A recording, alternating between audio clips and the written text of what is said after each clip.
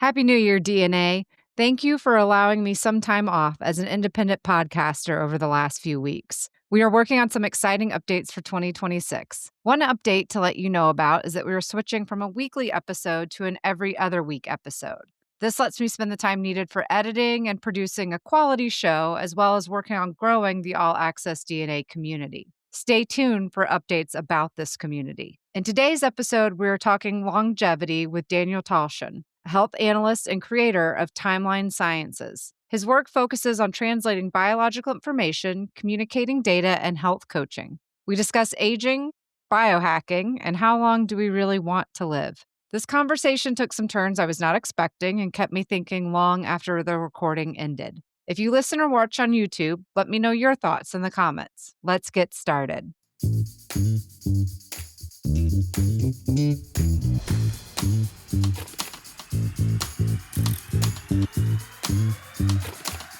Hi, Daniel. Thank you so much for being on the show today. I'm thrilled to be on All Access DNA. We're thrilled to have you, and I feel like there's a lot that we can cover, given your background and experience. One of the things that I wanted to discuss with you was longevity.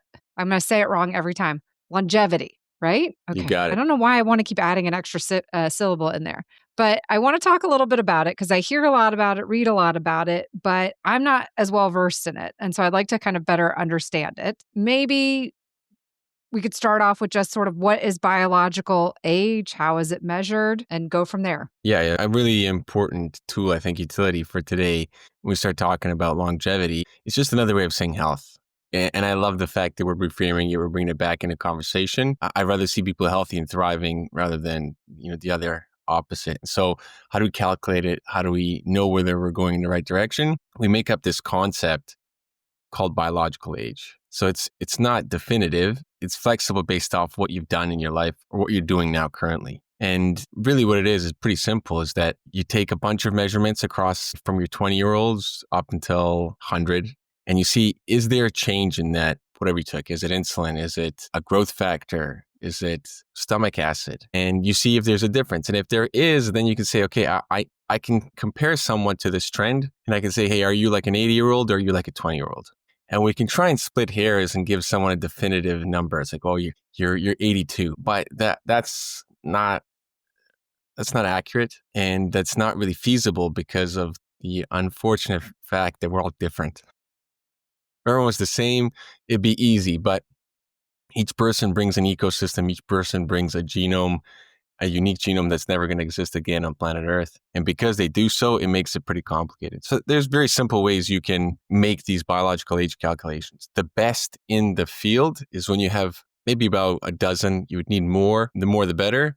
And there's a model called Clemmer-Dubal. And they published a way in which you take chronological age out of the actual calculation, and you use the fact that they are linked with age as something in which you can leverage. But in a very simple sense, you can make methods in which you simply make it binary. Are you older or younger? You can make it so you put it somewhere within a score of 100, and are they plus or minus over 50? How much are they over 50? How much are they below 50? Meaning you would then add a cofactor to their current age. So lots of different ways. It's a great utility tool to be able to assess, are you going in the right direction with whatever type of biological measurements you want to take, whether they're biomarkers in the blood or biometrics of heart function, lung function, so on and so forth. So really, it's sort of thinking about age maybe as a measure for health, but saying it's not just, your birthday, right? So saying somebody is 45.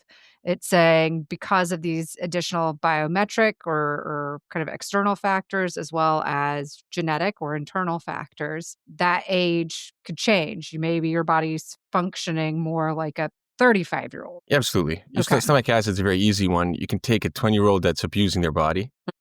They finally left mom and dad's home, and they're not doing a good job. And so they come in, you're like, well, what's going on? Are you just drinking baking soda every day? Say, oh, you're doing the opposite. You're partying all the time. Hey, your stomach acids are like that of a 70-year-old.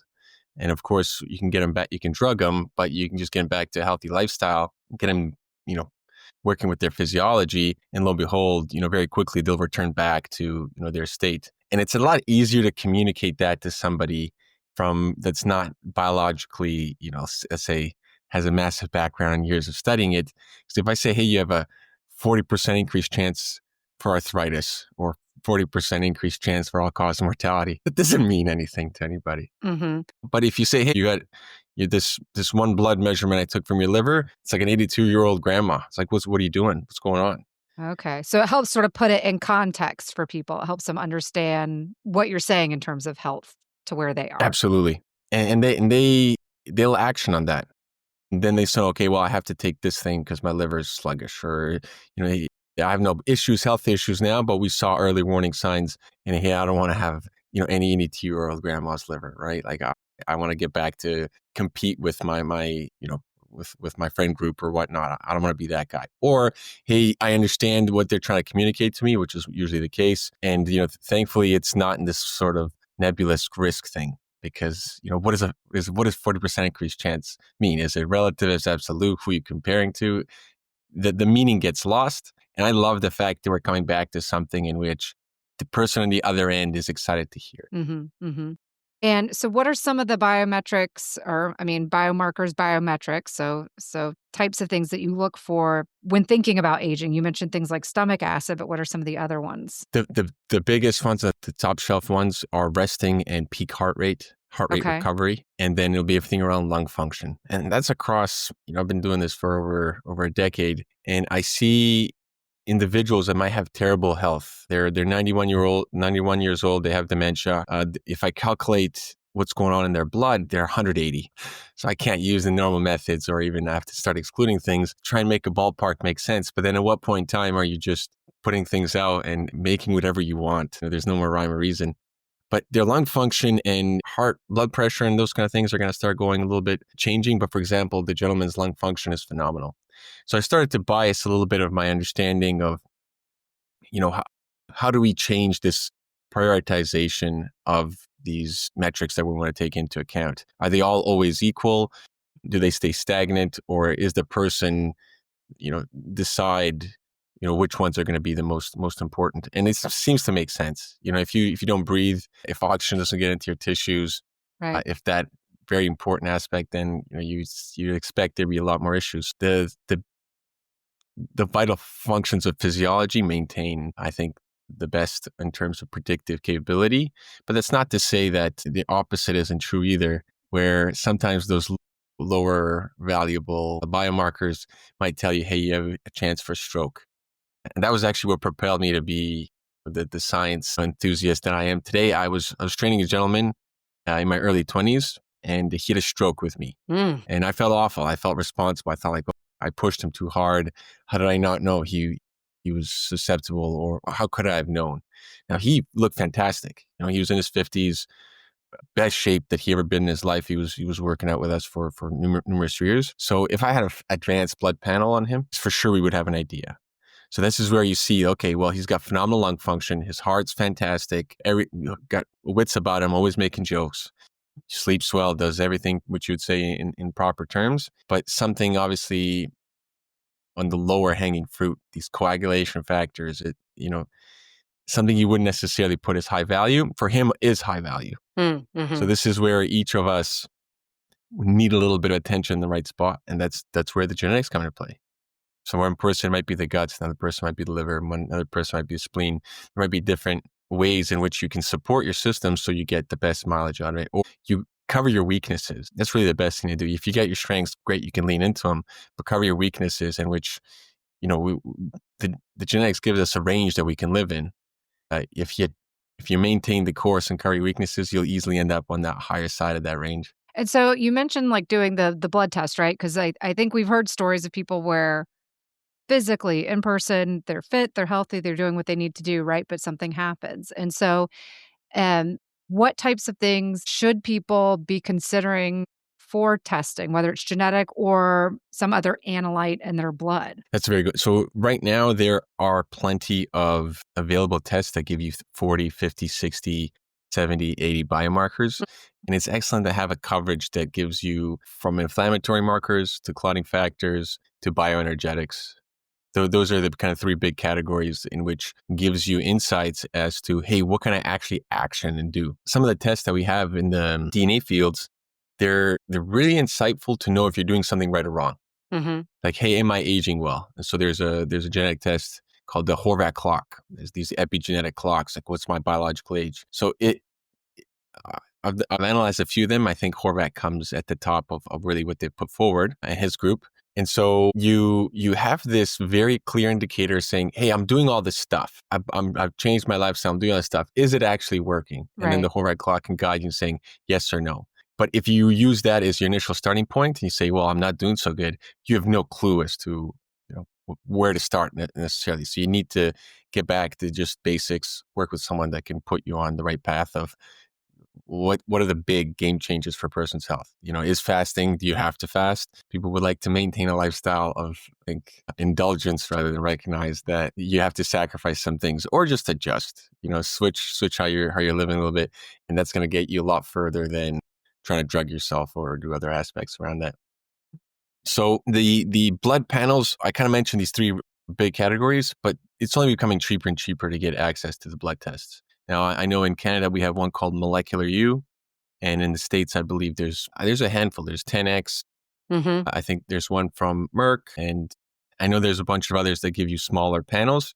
You could always go to your doctor and ask, hey, I want several blood tests, but then you'll be taking out 6, 7, 8 vials, and you won't get that coverage necessarily. So it's easier to get this kind of blood panel, and it's best to get it when you're healthy. It's a weird thing to say, Well, but it if you gives you get it like when a there's baseline, right? So, okay. you're thinking like a scientist, Yeah. and I think the majority of the world, it's not there yet. I do think a paradigm shift needs to occur so people recognize, hey, I'm doing great right now. I really want to know what's going on with me. What are the tools? What's the biotech out there right now that can give me some confidence and back this up? And so why I say that is that it might not give you so much value initially. It might be more fun than anything else. But as time goes on, it just pays for itself like an unbelievable investment. Because when you finally need to make a decision for yourself, whether it's a treatment, whether it's therapy, whether it's, hey, what am I going to do for the next decade of life? Or how I put a lot of effort in when I was younger. Do I need to keep putting in the same effort? You have a way, like you mentioned, to compare back to yourself. And this is where the biological age idea becomes a little bit moot because your best comparison is you. Technically, if you want a biological age to be 100% accurate, we don't need individualized calculators for ourselves. Right. And so this is where we start beginning of creating our own, profile. We call it like a little digital or molecular profile that you have confidence that you have to be the advocate for yourself. You have confidence that, hey, I know what I'm supposed to be doing.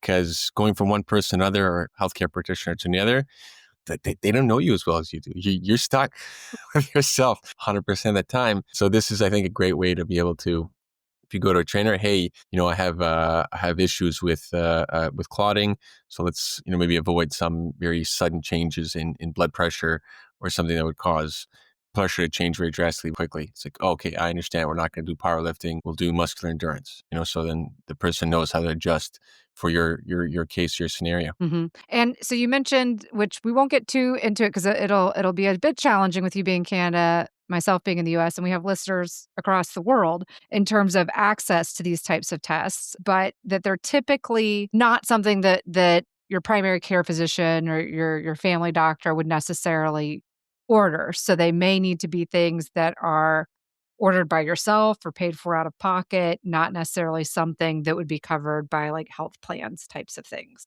That's absolutely the case. A lot of the clients I work with are in the US, and a lot of them will simply use their GP still. So I'll go into Quest Directory and say, hey, get at least these 6. We'll use these 6 as our biological age biomarkers because not every single thing in your blood is as useful as for determining health. Right. Some of them are just like red flags. They're only useful if they're really out of range.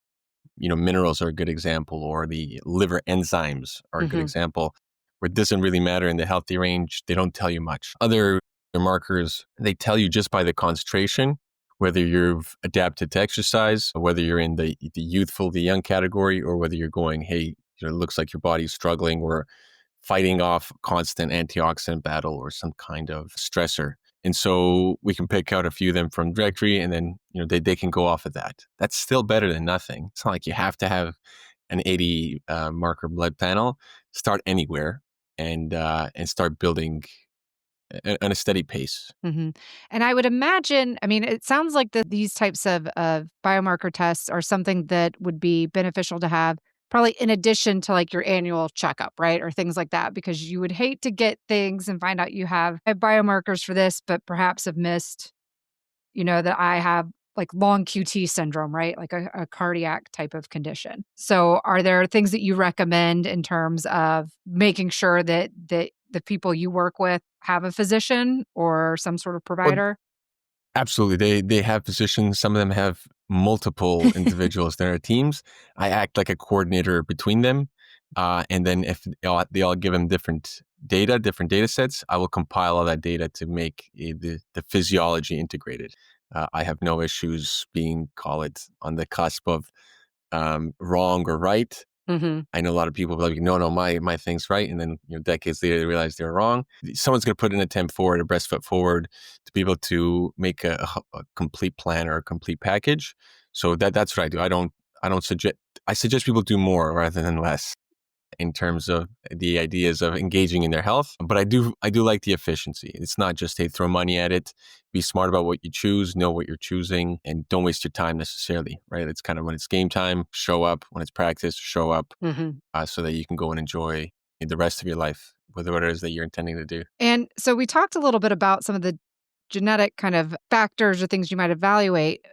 Is longevity genetic? Like, can DNA testing actually tell you how long you're going to live? I don't think there's anything in the sequence per se that's going to be like you're going to live to 120, because it's going to give us a range. Like the human age range is between 80 and 120. That's where the majority of people can end up.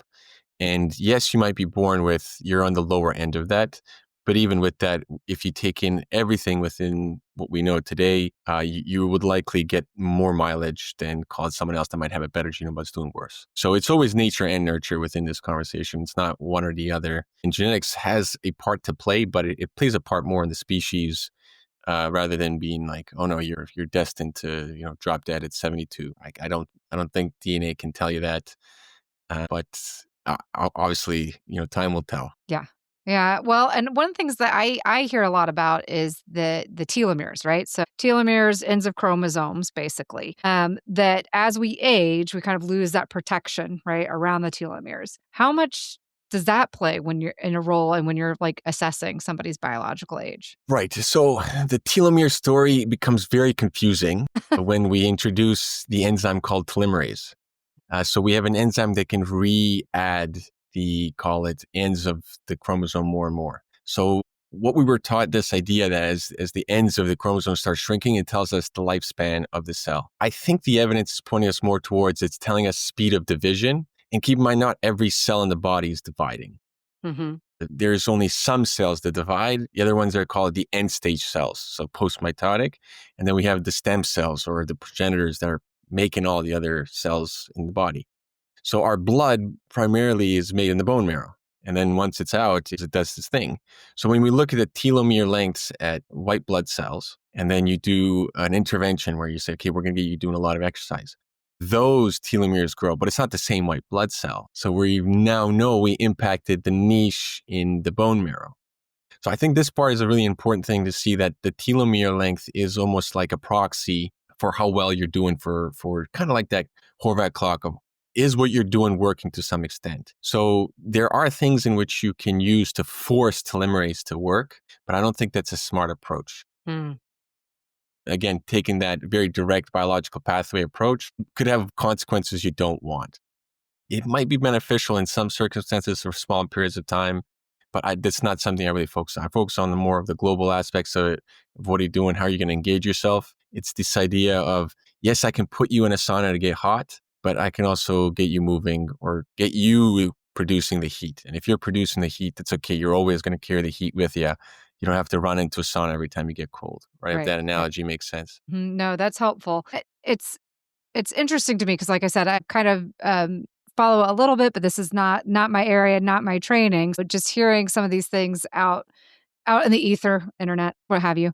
I was just curious to know like how much they factor in and how much they weigh in when you're doing these types of calculations. And one of the things I think about that we see a lot in genetics is multifactorial things that are both environmental and genetic. So I think of it external, internal. In aging, like if it was an algorithm, does genetics or lifestyle play a bigger part or is there not really one? Because I think about, like I had a grandparent who drank and smoked constantly, lived to like 95, right? And so you're thinking about those types of things. And so I guess how much does genetics play a role? How much does lifestyle factor play a role? Yeah, sometimes the smoking and the drinking keeps a person around. If you take it away, they collapse shortly after. So it's interesting how we develop almost a hormesis if we're constantly putting in toxins into ourselves. We get better at dealing with it. Though I wouldn't suggest that Right. for the average individual. I do think the what you do plays in a bigger factor. So if someone's living 95 and it seems like, how are they getting away with doing all this stuff? They've probably done a lot of things right. And so there's lots of instances I can point to. The last person that I met that was a 101-year-old was in Wyoming. And that's not a blue zone. He wasn't doing the blue zone diet. He wasn't doing all the things in which would put him within the same categories as, call it, the other centenarians. So, how does he make it to that age? And then, his parents, they didn't live to 100. Mom was in the 90s, dad was in the 80s.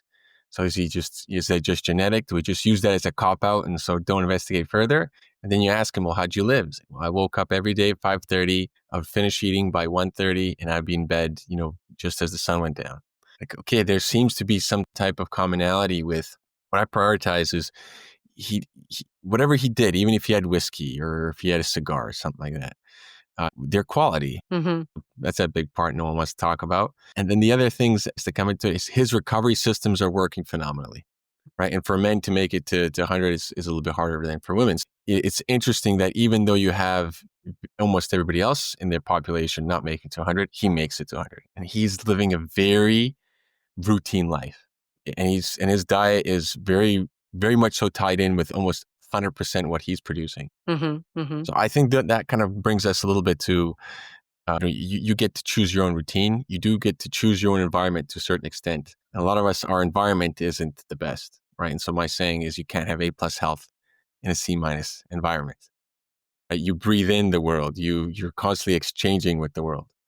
And if what your surroundings are is polluted, you're not going to do so great. And so there was a few authors I read when I was really young that mentioned that living in cities is not the best for health and longevity. So the more you start looking and teasing apart all these big data sets and trying to pinpoint individuals, I mean, you can cherry pick everything you want.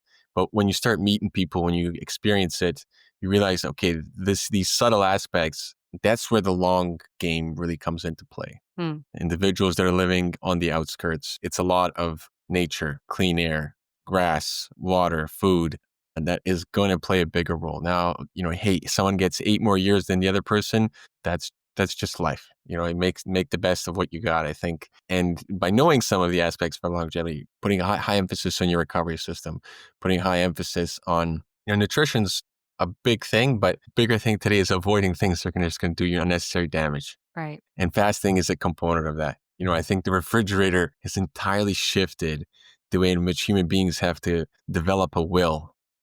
They have to prevent themselves at 11 o'clock at night opening the fridge and dealing with their emotions through food, which that's a big part of what people aren't ready to let go of. And once they realize they want to let go, they start feeling superhuman. Like, wow, this is what the human experience is supposed to be like. That I'm supposed to feel supercharged, energetic in the morning, not needing a coffee the first thing that I wake up, even though I'm drinking a coffee here with you. But I think these are very small aspects in which to accentuate that when you do things right, and the sooner you do things right, the more mileage you're going to get out of it. Because this biology, we're starting to know incredibly well. But the cell has to make it to 100. If you're getting your cell to divide exceptionally fast, we know that you're not going to make it to 100. It doesn't matter what other kind of great things you're doing if you're burning through your cells. So this is where I hear all the time, no, I have a very balanced diet. No, I have a very healthy lifestyle. Mm-hmm. But okay, well, no, you don't. I see your data. So you have to get through this now barrier of the person's own, call it, misconceptions of what health is. Right. Well, and sometimes I think it can be helpful too, because I mean, I know sometimes I'm hard on myself, but sometimes I'm probably more gracious than I need to be in terms of like how I've been eating, right? Lifestyle and things like that. One thing I thought that you mentioned that was interesting was talking about like quality of life, right? So I think in terms of if somebody is restricting themselves or saying they're living a more structured, some might say rigid lifestyle, how does quality of life come in terms of, sure, I could do all these things, but will I enjoy myself day to day? I don't know. Do people struggle with that? For sure. So that's a phenomenal. There's a psychosomatic aspect. It's a phenomenal question because if I'm undergoing so much of my willpower because it's a depleting resource to prevent myself from doing something. Maybe let's say I'll do an example of M&Ms. There's a bag of M&Ms close to me somewhere in the household. Let's say I brought it in. Now every time I sit down and I'm deciding I need a little bit of a pleasure or some kind of distraction, I have to now force myself not to have that substance. I'm going against myself. This is now an exercise in resilience and a mental battle that was unnecessary. So are we designed to take some poison in? Let's call let's say alcohol and sugar. We'll just say, are we designed to take poison in? The answer is yes. Like we don't have to live, a monk lifestyle. And it doesn't mean that we are going to get punished with having massive problems, but quantity and how often you're engaging in those kind of activities is the meat of the conversation. Really is, are you doing it every single day? Because that could be a lot worse. If I'll have a little bit, in the morning every day versus I'll just eat a massive amount one time. And it also depends on who you are. Can you handle that massive amount one time? Maybe, maybe not, because biology works in thresholds. So I have to give hand waving answers because you'll meet everyone that breaks the rule. Right. But you'll meet always someone that breaks the rule. But I think you brought a very good point up because if you're putting yourself in a psychological state in which is miserable, that's not a mindset that's for longevity. Right. Right. That's what I Right? was thinking. I was like, that's going to be hard to keep up day after day. And there has to be some kind of honest truth to a point where it's like, well, I'm just indulging in sweets all the time. What's going on? What do I have? A tapeworm in my stomach? Did the bacteria go awry? Why am I craving sugar to such high extent? And then go through a portion where you do go through the uncomfortable aspects of like, okay, I'll stop the sugar, and you will see how difficult and how challenging it is. Something is what's so pervasive within our life, so easily accessible, has on our mood, on our temperament, and then our physiology. And once you get over the hump, it's interesting how difficult it is to go back because when you have that same substance, and I'll just use sugar because it's one of the most prevalent ones, is that people will have, for example, that store-bought cake. They'll be like, oh, it tastes like plastic now. I don't enjoy it. Or I ate one cake at a friend's birthday and I was sick the next day, or I was constipated. I couldn't go.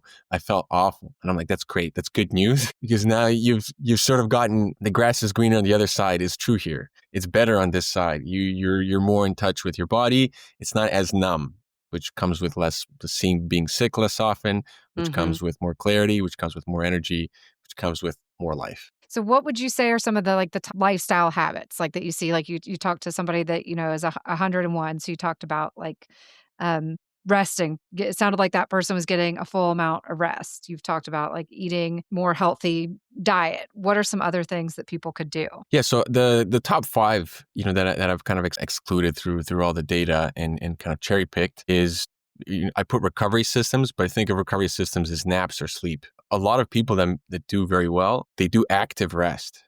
People think take naps. I go on the couch, I put a blanket on. People can do this while they're sitting down on a bench.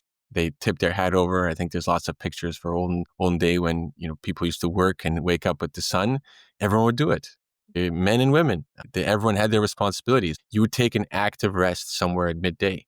I don't think we do that as much anymore. That's possibly we'll adapt to it. That'll be fine. But the aspect of allowing your body to recover is very important, and then not inhibiting that recovery. Constant eating inhibits your rest, digest, recover, redistribute. It's not just call it the relaxing aspect. It's the fact that it's going to reorganize your body. And so not interrupting recovery system is very important. We think, when your heart rate goes up during exercise, you're not going to immediately try to stop it. So it's the same idea with all these other biological pathways that occur.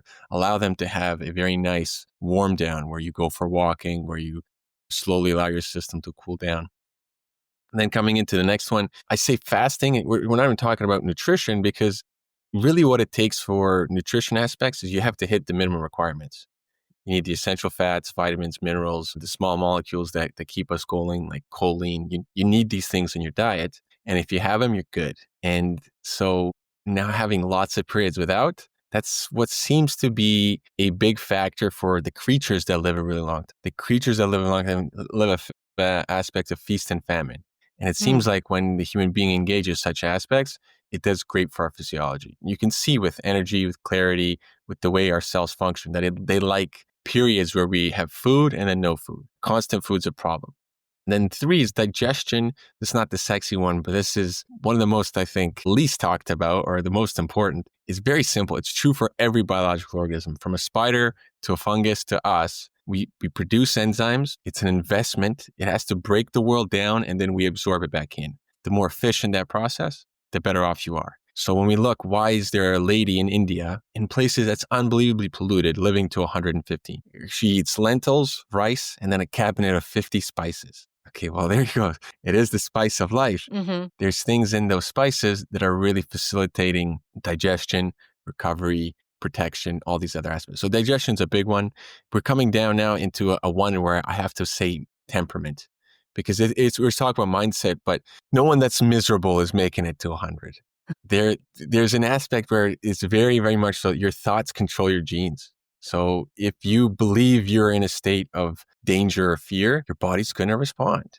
Now, if you do that to yourself constantly, day in and day out, when you're going to sleep, it's not going to do well for your physiology. And if you get bamboozled or suckered into, let's say, mental states of hate, even worse, like you're not going to stick around on planet Earth for as long as someone that's making jokes. And I put humor as something as, it's this, they say it's a sign of intelligence. I'm still struggling with that one because I don't seem to be too funny. And it's something I think very important to showcase where that every single person that's made it to 100, even if they're a terrible state at that point in time, they want to make fun of me. Some kind of friendly way of bringing in jokes. And I think that showcases a certain lighthearted temperament. They're unshakable. Mm-hmm. You could tell them that, the world's going to end tomorrow and they'd be like, yeah, bring it on. I've seen that before. True. Let the games begin.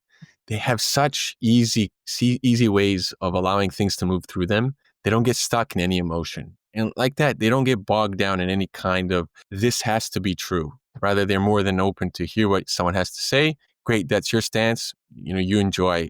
That's not one of my lived experience. And the last one is the cold and the hot. Cold is an unbelievable stressor. And the more you expose yourself to cold, like my gentleman in Wyoming, it's not the warmest place on earth. It's very cold. And being up just before the sun rises, well, that's very cold. So all these blue zone areas, the majority of the blue zone areas, you take a look at different parts of Scandinavia, Japan, none of them really shy away from these stressors. Some of them even have active, hey, we're going to go into cold water as an exposure. And so there isn't the science that's kind of blown up as I think a lot of people are waiting for the evidence to come into their hands. If you participate in it, you'll see the shift in your physiology. And so it's very simple. It's a massive stressor. When you rise to the challenge, your body adapts positively through a process of hormesis. And those are really the top 5, I would say, for lifestyle actions that you can take. And they're all free. It's really nice.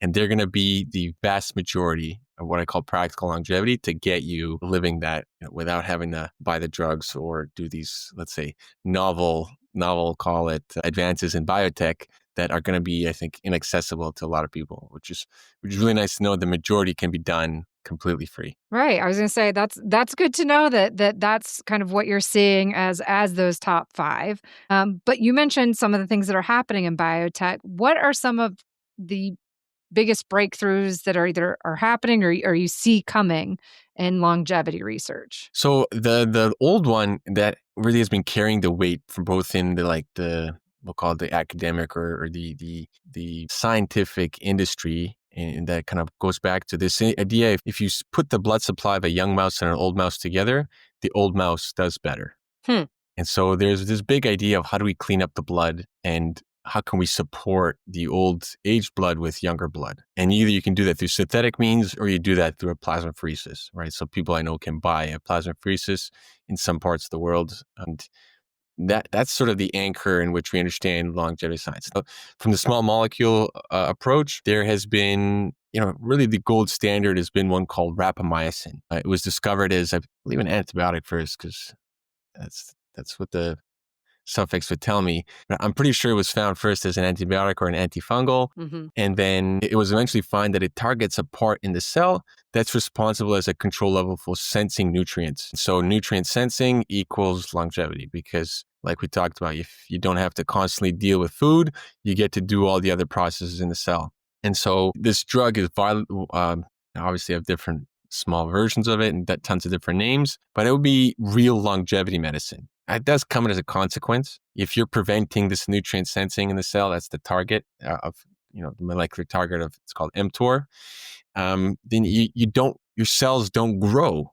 And what things would you like to grow? You would like muscle to grow. Muscle is an insurance policy for later in life. The more that you develop it, the more resilient that you develop the muscle, the better off later in life. It acts as almost like a warehouse. You can pull what you need for other cells from the muscle. So as we get older and older, we can pull all the goodies from muscle, and that's a good thing, because otherwise we can't get it in the right spot. So there's always a consequence. Let's say nature never makes it so that you can just buy your way to the top. You must engage. You have to participate. Life is a participating action. And so I love the fact that that's the case. That's the way our biology works. Hmm. And so those I think are some aspects. What's coming on the horizon? There's only more and more small molecules that people are figuring out that can help extend certain parts of the aging process. So we don't age synchronistically, meaning, our stomach acids, skin, muscle, bone, heart, pancreas, they don't all age at the same rate. And so there's different ways to help support each one. There is really longevity ones, but there's other aspects where, what if you just help deal with the antioxidant load within a certain, call it, very active cell, like in the pancreas? Does that count now as longevity medicine? Well, yeah, it just helps sustaining a process that prevents degeneration. So now we're kind of bordering on the lines of just health again. Hmm. Yes, there is distinctions with, call it, the mechanisms, but for the average individual, it's like, is this going to keep me healthy? Is it going to keep me healthy for a long time? Great. And if someone's like, hey, I want to make it to 98 for whatever reason, or I want to make it to 105, tell me everything I need to do, then they can start going in, splitting hairs and be like, okay, well, let's engage all these processes. Let's figure out how to incorporate maybe rapamycin and then get you off it. But possibly they'll be better and better, called small molecules. I don't have great optimism for it, because it's going to be done through industry. Industry is not going to share it. They're going to hide it behind, intellectual property. And so how is that going to look? How are we going to find the fallout?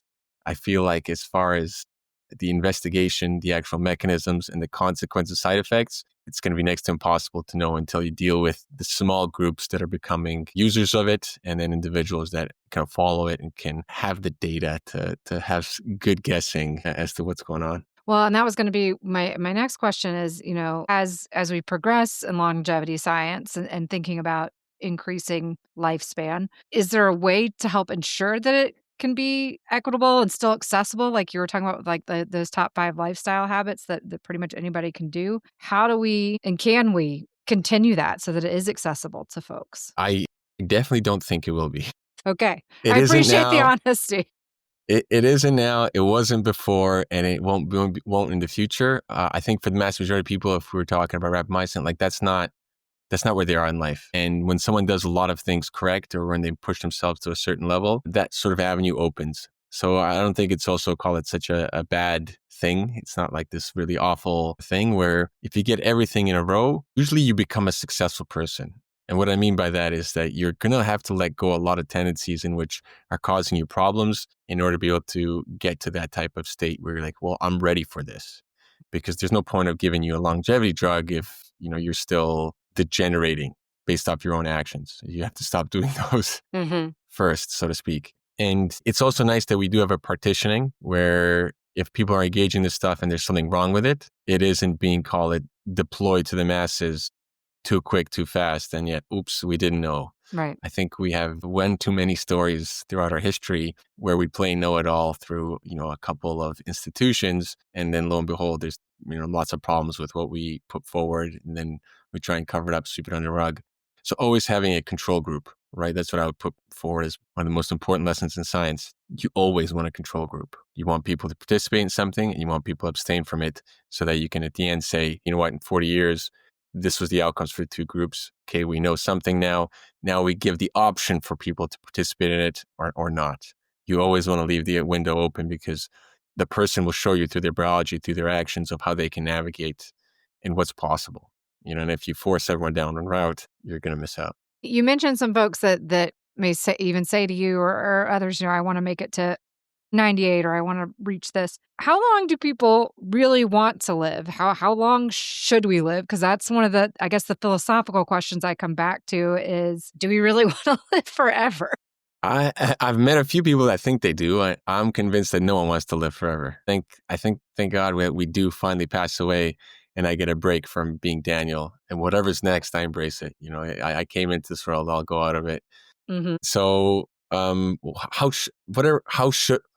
old should we get to? Or I guess that's a weird way to think about it. The should is always very difficult Yeah. to answer. I guess I think about it in terms too, like it's sort of like, what are the ramifications? What are things that you know, what happens if we have a population that lives to 500, right? And so we have more people and more strain on potential resources and, kind of downstream implication. Yeah, I think there's a very important thing to consider that the human being itself is a resource. And if you are living to 500, you'd find things to do. Maybe that means that you would be better for the planet because you'd be able to contribute or corral or let's say move things in a direction which helps the flow of the planet rather than, we are always engaging in things that are destroying it. So if the genome would allow for us to live to 500, I think we'd adjust to it. We'd find ways in a lifestyle that would accompany such a feat. So let's say maybe in a generation, something flips in our genetics and we give birth to the first generation that live to 500. They would figure out after 100 years, it's like, wait a minute, we've gotten very smart. We have a lot of wisdom. We have to take the next 100 years in this direction. And that would be a pretty awesome thing. How many of us know the names of our great grandparents? Maybe a handful. How about their great grandparents? Barely anybody. And so if someone was alive for 400 years, they would get to see through, I think, a lot of deception and keep, I think, certain, let's say, low on planet Earth that might be very beneficial. So I'd be excited. As a scientist, I'd say if someone could get themselves to 500, do so as a proof of concept, as mechanisms, and almost a gift to the rest of us. And so I kind of think of it that way. Would they be a strain? I don't think so. Unless, of course, they're on tubes and we're going into some kind of sci-fi Yeah. or I say you're Star very Trek kind of thing. optimistic. And whereas I think that's where my mind goes is probably that more direction. So if you're on tubes, then that's a life I hope no one ever gets to experience. That sounds awful, and I don't think that's what anyone would sign up for. But I definitely think the vast majority of us would like to go as soon as the people that we've seen in our life also pass. My great aunt passed at 104, and she chose to leave. She said, everyone come into the room. Mm-hmm. She said her last words to everybody, and she said, I'm not waking up tomorrow. Nobody took her seriously, and she didn't wake up the next day. She told them, light me a candle. They lit her a candle, and then when the doctor came, they're like, well, I don't see any cause of death, right? There's no struggle. And I've heard because I've shared that from quite a few individuals, similar stories Mm-hmm. from fathers when they see their sons and they're okay. The wife's not around anymore. Dad's in 84, phenomenal shape. He says, hey, it was good. I'm ready to leave. And within the next week, he's gone. So I think there's something very beautiful there in which we don't have in today's society. We don't have that as a conversation. We don't have that as access to knowledge, and we don't have an understanding of it. Mm-hmm. And I think that is something I think would be very nice to embrace a little bit more of a beautiful passing or, hey, I'm ready to finish and what that really means. Yeah. Yeah. No, and I agree. I think it's something that we don't talk as much about. So that's why I was curious to hear your thoughts because I think and when we're talking about aging or longevity, I hear much more chatter about age to get to or to continue to to age, which as my mom would say, it's an honor that not many of us get to experience. It is something worth celebrating. But I do think there is this sort of conversation that happens in terms of I hope I have a life well lived, and I hope that when it's my time, it's something that I am embracing, or to some of the folks that you had mentioned, they're kind of like, I know this is the next step. I think that's absolutely beautiful. I love that saying. It's an honor that not all of us get to experience. And we do have some of the best medicine in existence. I think people give a lot of, let's say, flack to the healthcare system because they're viewing it as something that it's not. So in times where I am ready to go, but I'm in pain, we have ways to ease the pain. Mm-hmm. So it doesn't even have to be a messy process if people didn't live, call it, the perfect in line with their physiology and biology. And I think something very important that is just a cultural shift, right? Instead of on our deathbeds to be sad and mourning, throw a party. So let's, if I'm 98, can barely move or whatever, give me some morphine, let's throw a party. I'm out next week. That's, I think, a lot better than this very sad state in which, the people that are survived are mourning, whereas take the gifts that were given, celebrate them, and know that there was a big part in which they played in our lives from one side to the other. I like that idea very much. And Daniel, I just appreciate you taking the time not only to talk about the science, but also get into this philosophical discussion, because I do think a lot of the science and these types of discussions go hand in hand. And sometimes we only look at it one way or the other. Before we go, is there anything that we haven't covered that you wanted to make sure we talked about or that listeners are aware of? Opportunity to say another aspect. Well, there's an infinite amount of things I would share in terms of this aspect of getting on the right track, but I would share this idea very different. Maybe it's in line with what we're talking about, of sharpening up your language. Something I encounter quite a bit is that we get stuck in vicious circles of language, of a programming of language that gets us in a state that only the human being can get into, where based off what you believe, you start ruining your existence. And until you're able to find some honesty, the only person that can find is you, because you're the only one spinning the story of escaping what I would say the vicious circle. And so the way to do that is to sharpen up your language. Whatever the definitions that people are giving, hold people accountable to it and have yourself at most be impeccable with your definitions. When you're good at science, you're good at understanding what the word is, putting feeling to it based off what someone else has said. So if someone says holistic, you understand that word meaning as whole systems. Hmm. Not as something that's out there in the ethos behind the moon or whatever. So we have holistic systems, nervous system, blood system, fascial system. Those are holistic systems. They're not woo-woo. They're not science. They're extremely scientific. And once we are able to step into a very much so sharpened mind, it becomes easier to navigate all of the emotions that are going to be thrown at you from life. It's testing you to say, are we going to get a reaction out of you? We would like to put you in turmoil. We would like to put you in outrage. There's a feeling that it's almost addictive to be in those states. Don't get there. And how do you do that? Sharpen up your language. Be impeccable with what you're saying. Well, thank you, Daniel. I very much appreciate it. And that's something I will probably be thinking about for some time. So thank you. Thank you. It was a pleasure. I'm absolutely blessed to be here with you.